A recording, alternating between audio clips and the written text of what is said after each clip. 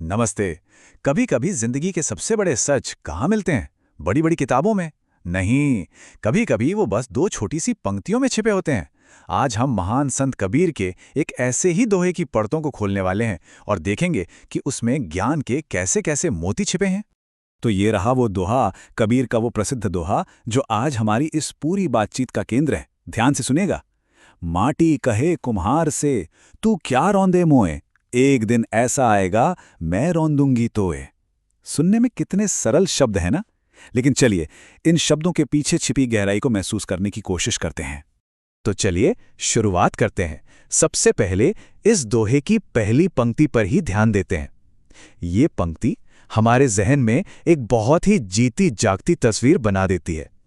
कविता की शुरुआत ही एक सवाल से होती है, और ये सवाल कौन पूछ रहा है? मिट्टी। माटी कहे कुम्हार से, तू क्या रौंदे मोए। जरा सोचिए, एक बेजान समझी जाने वाली मिट्टी जिसे रौंधा जा रहा है, वो पलटकर सवाल कर रही है, अपनी पीड़ा को आवाज दे रही है। पहली नजर में देखें तो ये एक बहुत ही आम सा नजारा है ना? एक कलाकार है और उसके हाथ में उसकी कला का सामान।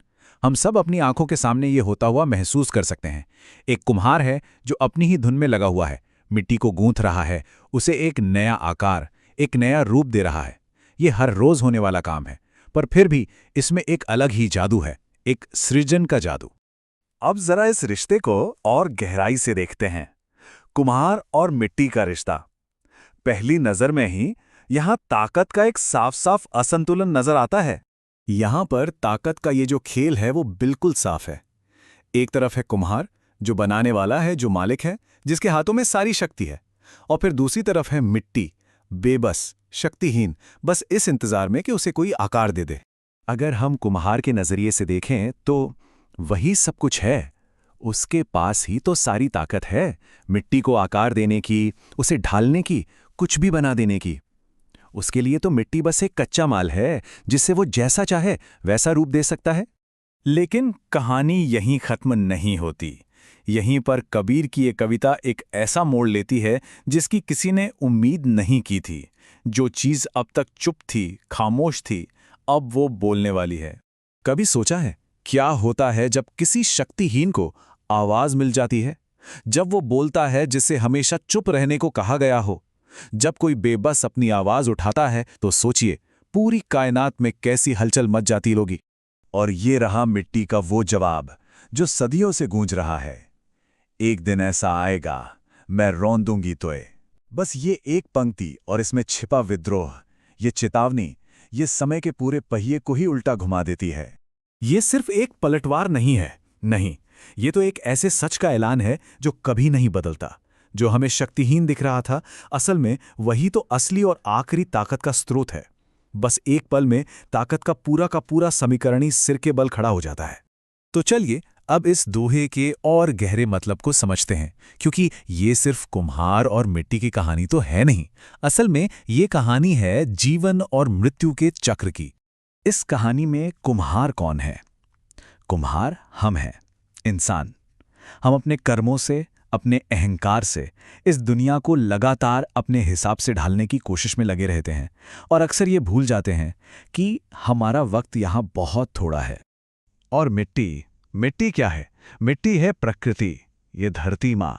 ये वो परम सत्य है जिससे हम सब आए हैं और एक दिन इसी में वापस मिल जाएंगे। हमारी शुरुआत भी यहीं से है और हमारा अंत भी यहीं है। यही तो है जीवन का वो चक्र जो कभी नहीं रुकता। पहला पड़ाव, इंसान यानी कुम्हार इस धरती यानी मिट्टी को अपनी मर्जी से आकार देता है। फिर आता है दूसरा पड़ाव, इंसान का समय पूरा हो जाता है। और फिर तीसरा और आखिरी पड़ाव, यही धरती, यही मिट्टी इंसान को वापस अपनी गोद में समा लेती है। ये खाक से उठकर खाक में मिल जाने का सफर है। एक बात समझनी बहुत जरूरी है, मिट्टी जो कह रही है वो कोई धमकी नहीं है, ना ही कोई बदले की भावना है, नहीं। ये तो बस प्रकृति का नियम है, अस्तित्व का वो अटल सच जिसे कोई नहीं बदल सकता। ये हमें बस इतना याद दिलाता है कि हम इस बहुत बड़े चक्र का बस एक छोटा सा हिस्सा हैं। तो सवाल ये उठता है कि सदियों पहले कही गई ये बात आज हमारे लिए क्या मायने रखती है?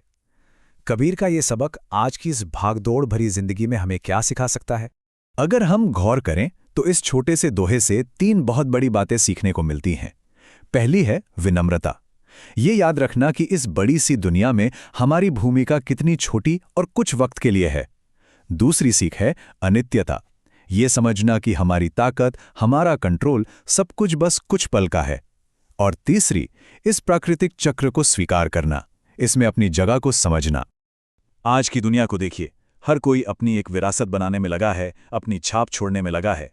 इस दौड़-भाग के बीच कबीर का ये दोहा हमें एक पल रुक कर ये सोचने पर मजबूर करता है कि आखिर हम आए कहाँ से हैं, हमारी असली जड़ें कहाँ हैं।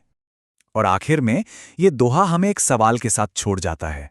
हम सब अपनी जिंदगी के कुम्हार हैं, उसे अपने हिसाब से गढ़ रहे हैं, आकार दे रहे हैं, लेकिन हम ये भी ना भूलें कि हम मिट्टी भी हैं। तो सोचने वाली बात यह है कि इस थोड़े से समय में हम अपने हाथों से क्या बनाना चुनेंगे, अहंकार का कोई ऊंचा महल या फिर विनम्रता का एक छोटा सा दिया।